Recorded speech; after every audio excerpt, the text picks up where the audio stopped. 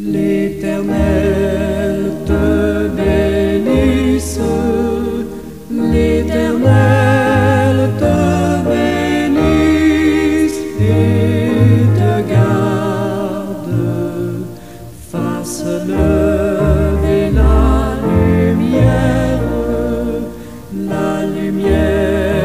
de sa face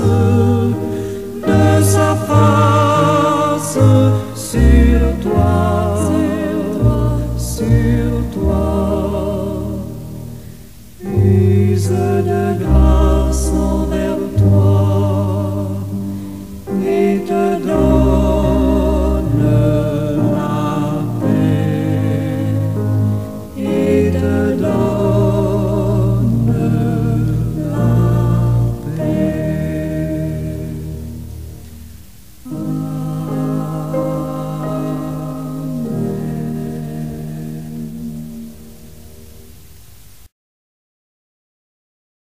À ta pied, Éternel, un Dieu tout-puissant, je me jette au lever du jour pour te remercier humblement à cause de ton intervention au cours de la nuit dernière. Merci, Père, pour toutes tes grâces reçues au cours de ces heures de la nuit.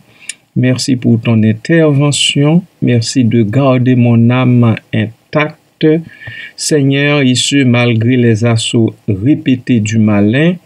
Merci, Père, de me donner, d'ouvrir mes yeux une autre fois sur ce jour nouveau. Merci, Papa. Merci pour tous tes bienfaits envers moi. Merci aussi pour tous tes bienfaits envers mes proches, envers les bien-aimés dans la foi, envers mes amis, mes collègues, mes frères et sœurs qui te cherchent, qui espèrent en ta grande bonté et selon ta grande miséricorde. Merci, Père, qu'ils continuent d'être bien gardés par toi au cours de ces nouvelles heures. Qu'à toi, à Jésus-Christ, au Saint-Esprit, soit tout honneur et toute gloire au siècle des siècles. Amen.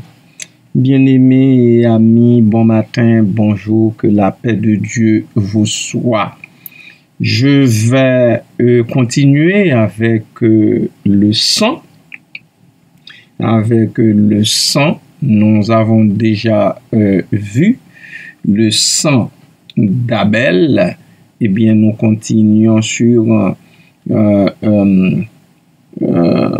nous continuons là-dessus avec l'intervention de Dieu auprès de Caïn qui a tué son frère, selon Genèse chapitre 4, verset 11. L'Éternel Dieu, après lui avoir demandé au verset 10 de la Genèse, « Où est ton frère ?» et lui de répondre, « Suis-je le gardien de mon frère ?» Alors, maintenant, l'Éternel Dieu a donné son verdict. Et c'est ce que nous allons voir ce matin. Soyez donc richement bénis. Amen.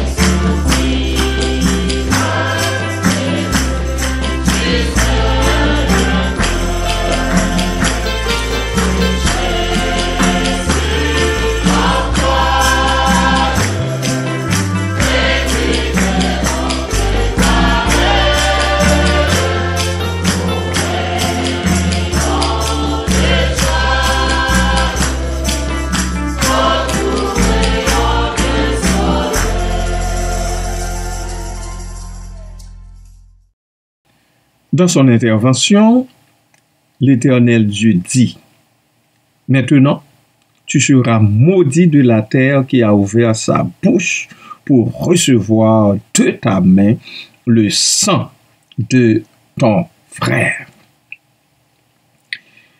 Ce verset fait partie du récit de Caïn et Abel, où Caïn, après avoir tué son frère Abel par jalousie, reçoit un jugement divin pour son acte.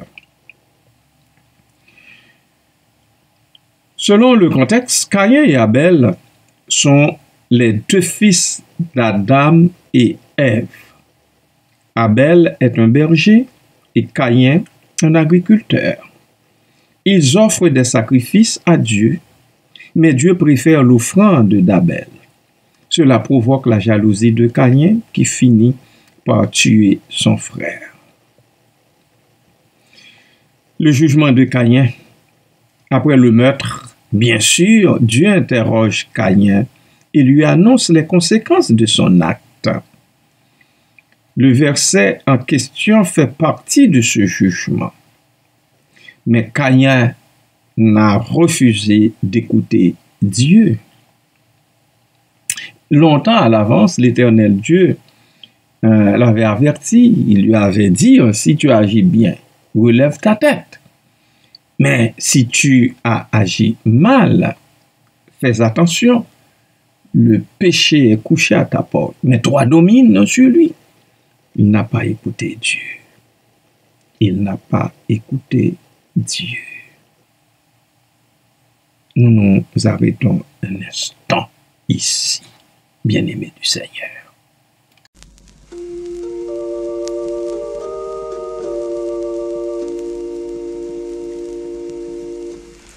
Par ce chemin solitaire, voyageurs, où courez-vous? Vers une nouvelle terre que Dieu prépara pour nous. Par-delà la plaine et cimes, vers ces demeures sublimes, vers ces demeures sublimes, compagnons, venez avec nous. Vers ces demeures sublimes, compagnons, venez avec nous.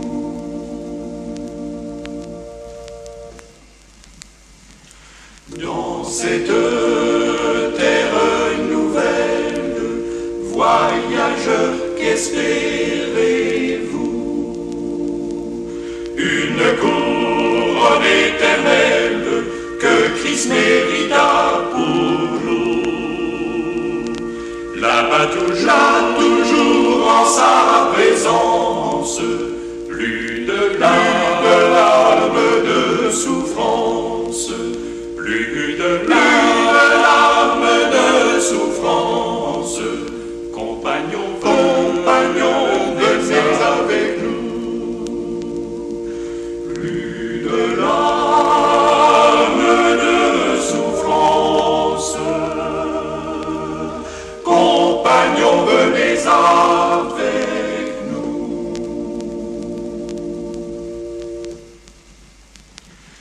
Bien fermez votre cortège, quel danger affrontez-vous? Le Tout-Puissant nous protège et son ange est avec nous.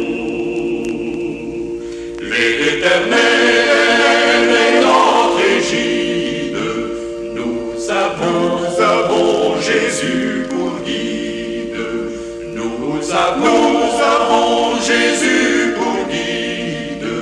Compagnons, venez avec nous. Nous avons Jésus pour guide. Compagnons, venez avec nous.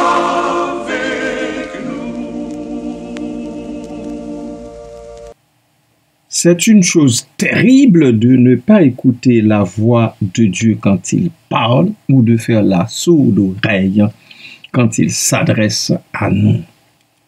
Maintenant, tu seras maudit, dit l'Éternel. Cette phrase indique que Caïn subit une malédiction directe de Dieu. Il n'est pas seulement blâmé pour son acte, mais il est aussi séparé de la bénédiction divine. De la terre qui a ouvert sa bouche, la terre est personnifiée ici, comme si elle pouvait ouvrir sa bouche pour recevoir le sang d'Abel. Cela souligne l'horreur du meurtre et l'idée que la terre elle-même est affectée par le péché de Caïn. Pour recevoir de ta main le sang de ton frère, cette expression met l'accent sur la responsabilité de Caïn dans la mort d'Abel, son frère. Son acte de violence a des conséquences non seulement pour lui, mais aussi pour l'environnement et toute la création. Bien-aimés, bien-aimés, que vous et moi nous fassions attention aux gestes que nous posons, à nos actions, à nos émotions, que nous nous gardions de laisser nos émotions l'emporter sur nous-mêmes, sur la façon d'agir selon le plan de Dieu, selon l'ordre du Seigneur.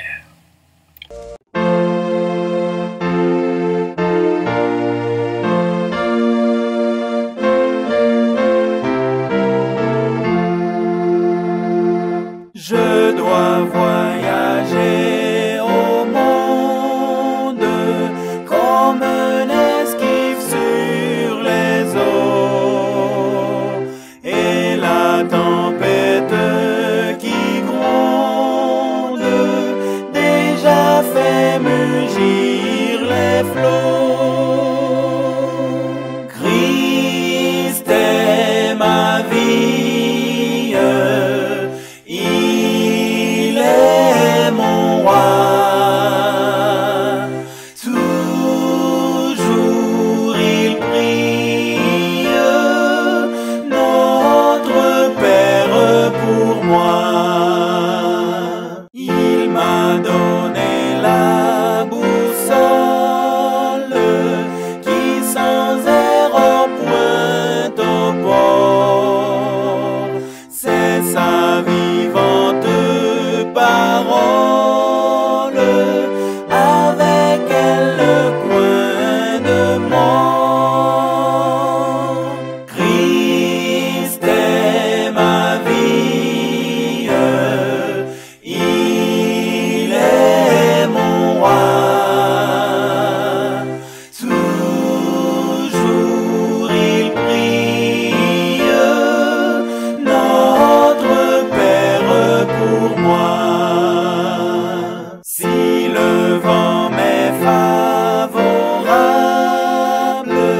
si mon ciel est clair et pur, ce pilote charitable me dit veille, rien n'est sûr.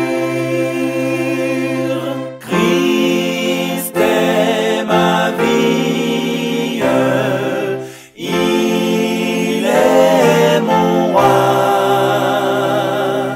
toujours il prie, notre Père pour moi. Et si vient le sombre orage, si tout semble menaçant, mon pilote m'encourage de son regard tout-puissant. Christ est ma vie,